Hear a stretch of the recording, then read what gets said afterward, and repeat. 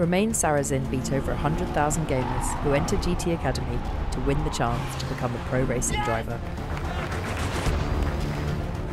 He's currently in the intensive driver development program, but one major concern facing all of the rookie drivers that have won GT Academy is the danger that they will face on track. From the beginning, we know that racing is something dangerous. It's a risky sport. Motor racing can be very dangerous, and unfortunately lots of people have lost their lives competing in this wonderful sport. Things can go wrong very quickly. The speeds are always high. It's my biggest worry that when they leave that pit lane, whether they have an accident or not, we're pushing them through a program in a pretty quick way, but I'm very aware that it could go wrong. The winners of GT Academy often have little or no experience of real-life racing, having only the knowledge that they have gained at race camp or in the virtual world to help them on track.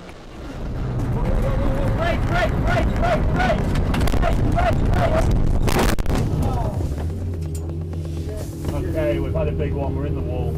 I'm very quick to point out that in the real world they haven't got the luxury of just pressing reset as they have in the virtual world, and through the driver development program they do see accidents, some are involved in accidents. When you hop in that seat, you've got to realise that if you push that boundary, you push that limit, you're potentially putting yourself at risk. They've got to develop this sixth sense of what's going on around them, and perhaps that's something that they don't quite have because they haven't had a 15-year karting career. These guys are hopping straight from a computer game into some very, very high-speed cars, but they go through some really, really strenuous training. They build you up throughout the program and get you in faster cars as your ability progresses, and with that comes more danger, but I think you become more prepared and focused at the job that you learn how to control that risk. By the time they kind of graduate out of the driver development program into the endurance racing world, they're wise enough to understand the dangers of what can happen. For the gamers who have won the competition, they feel that their virtual experience has helped their real-life development. Usually there's two types of gamers. You have the hardcore guys who race like they would in real life, so no contact, and then you have the guys that just jump on it and just smash everybody. All the guys in GT Academy, we're the hardcore type. We race like we would in real life, so we don't see so much of a difference in how we race virtually to real life. Lots of people think that when the guys come from a gaming background that they're going to be just dangerous on track and they have no fear, but that's actually not true. You just can't override that self-preservation mechanism that we all have built into us, so it's never really proven to be a problem. Despite the best efforts of the drivers, they will all experience their first crash at some point in their career. Bosh! Round he goes into the gravel! Until it happens, you don't really expect it. You don't really think, well, I'm going to have a crash at some point. You just think that it's going to happen to somebody else. Big shot, big hit of the dent for Ferrari. Obviously, you're never prepared for a crash. Never. Oh, big shot, big impact. The McLaren suddenly speared off the road and took the Bentley. I've had big accidents and I broke bones and I broke my back. You're never ready. You just know that it can happen. It's there, it's in your... but you never have to think about it. You don't really fully appreciate how you're going to feel until it's happened, and I think overwhelmingly your first feeling is of disappointment, but you always feel like you've let somebody down, particularly if you feel that it was your fault. It's difficult to pick yourself up from. Me having my first shunt, it was in GT4, first race outside the UK. It happened in practice, which was terrible because we didn't get to race.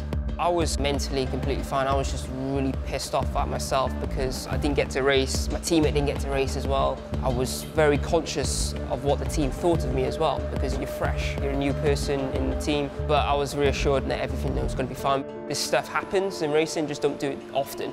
I knew exactly what happened and I knew what I could have done to stop it as well. If you don't know what happened, that's when it plays on your mind, you start replaying stuff. You just have to look at why it happened, the causes of it. It may not have been your fault. You learn from that and you have to move on, because if you dwell and reflect too much, you just won't take any risks and you'll be a slow driver because of it. I did have my very first one at Alton Park, and it was just something where it was tricky conditions and it caught out half the field. It was at the start of the race, so I had to make sure that I had to continue to keep focused on the job that was at hand and make sure I brought the car home and we got that signature, which is our main job. But the biggest thing is I learned from that mistake, and you can't dwell on those things. These things that happen, it's motor racing. It's all a part of the program. You're here to learn, so you make those little mistakes, you learn from it and you don't do it again.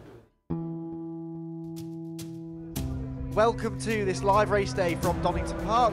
Not only has new rookie driver Matt had an incident on track, but Romain faced a big crash on his very first weekend of racing. Oh, and it all goes off there, several cars off on the dirt. Romain's first race weekend at Donington didn't go quite according to plan. Romain Sarrazin in the 86 car hooked up with Piers Chandler.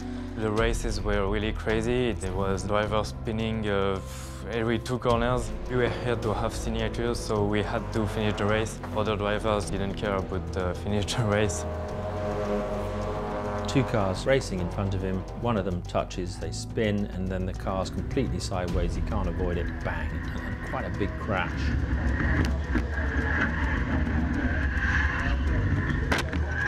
I could not avoid it because I was already avoiding another driver in the outside of the corner, so with my experience it was impossible to avoid.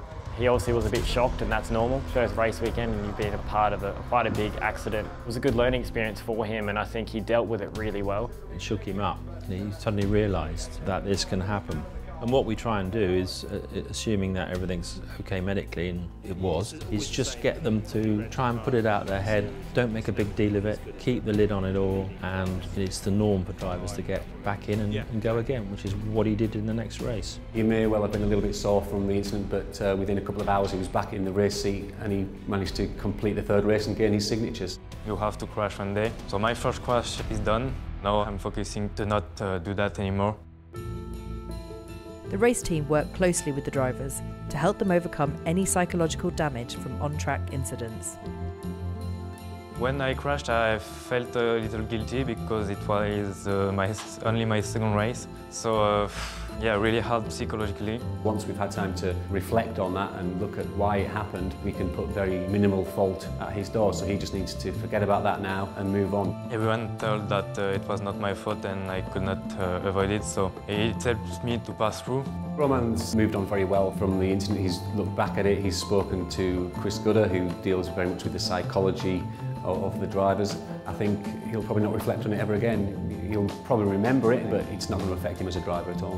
One of the most important things after a driver has an incident or a shunt is to let them express the emotion. It's always going to be a healthy thing to do. A lot of drivers will go within themselves and bottle it up and not want to talk to anyone about it, and actually that can be quite destructive. If they get given a safe environment and a safe person to talk to and express their emotions and the fact that they are struggling with coming to terms with that particular shunt or accident, and they have concerns going forward off the back of that, well then express them. That's always going to be the starting point. To help reduce the risks to the rookies, the team are careful where they train and race with the new drivers.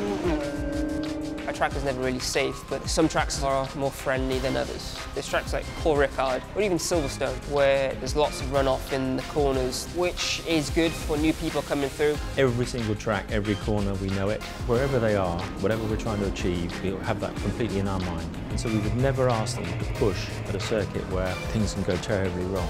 So for example, Silverstone Grand Prix circuit, when we want them to really show us what they can do, that's where we'd go. And the chances are that any incident is a spin, maybe a bit of gravel. What we wouldn't do, for example, is that at Alton Park or Castle Coombe.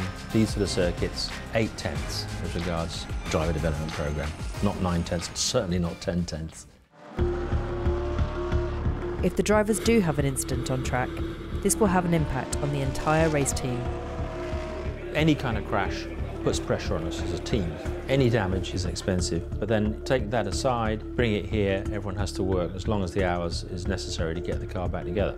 If you're not fixing a car, more work can be put into making them faster and faster. If you're crashing every single race, bringing the car back in several bits and pieces, all your spare time is then spent on fixing the thing. If we're at the circuit and the car's repairable to race, then we'll do whatever we can, and we have done on many, many occasions. If we do get that call about an accident, normally we have got a disaster plan of who's going to do what. Everything's fixable. It's just a case of how long it takes. We tend to go through sort of a fair amount of splitters, bumpers, dive planes throughout a season. If it's very bad, the chassis is bent, for example, and say something like the gearbox casing is damaged, there's nothing you can do at the circuit, but ultimately everything can be repaired, and is normally. To help keep the drivers physically safe, the FIA imposed strict safety guidelines for cars to keep the risk of injury to the drivers to a minimum.